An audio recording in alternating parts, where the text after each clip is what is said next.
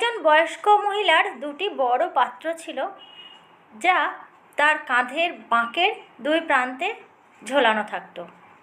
একটি পাত্রের মধ্যে সূক্ষ্ম একটি ফাটল ছিল, কিন্তু অন্য পাত্রটি ছিল নিখুঁত এবং নদী থেকে জল আনার সময় একটি পাত্র পুরোপুরি জলে ভর্তি থাকত, অপরটি অর্ধেক জলে পূর্ণ থাকত।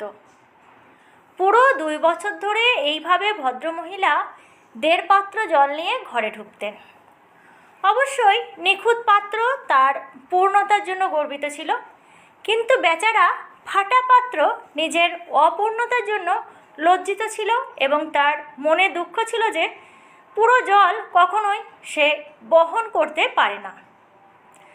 2 বছর পর খুঁতযুক্ত পাত্রটি বৃদ্ধার কাছে খুব দুঃখ করে বলল, আমি সত্যি সত্যিই নিজের অক্ষমতার জন্য খুবই লজ্জিত।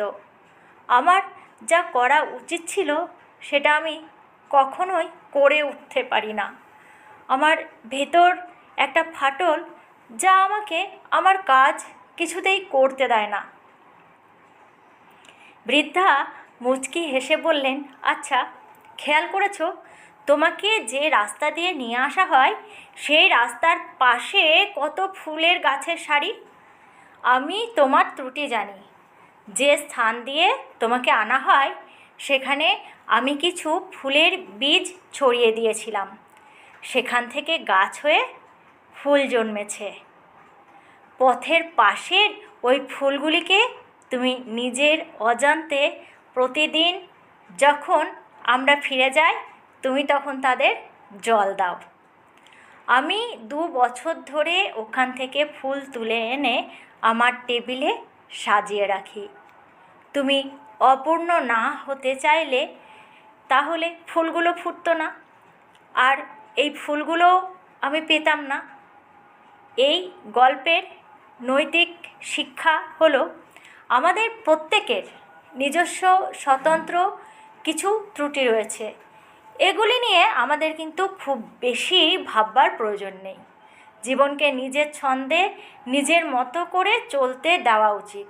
এতে জীবনের স্বাভাবিক সৌন্দর্য ফুটে ওঠে।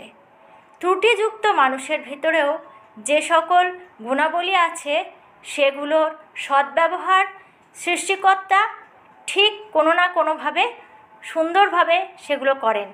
তাই সবসময় নিজেদের হীনমন্যতা নিয়ে নিজেদের চিন্তা করা উচিত নয়। সবসময় নিজেদেরকে সুন্দর সাবলীলভাবে যেটুকু আছে সেটুকু নিয়েই এগিয়ে চলা উচিত।